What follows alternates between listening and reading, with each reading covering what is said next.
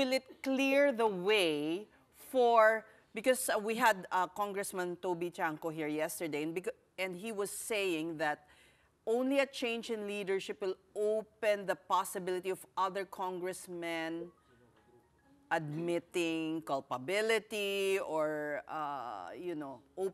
being more open about the goings-on in the House. Could be. Pero I doubt kung mga kongresista ay aamin categorically.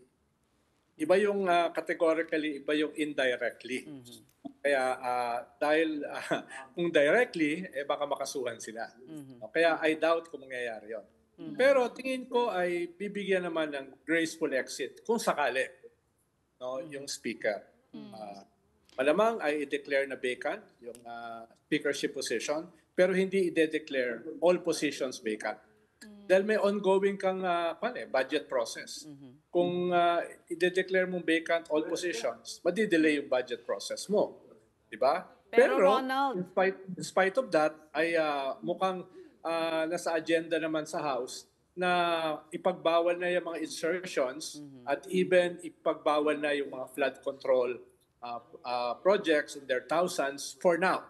No? Tinabi na rin niya ni Secretary Vince Dizon, no? At tingin ko ay gagawin din niya ng Congress kung sakaling magkaroon ng leadership change tomorrow. But Ronald, if Speaker Martin Romualdez does relinquish the speakership, I mean, what's next for him?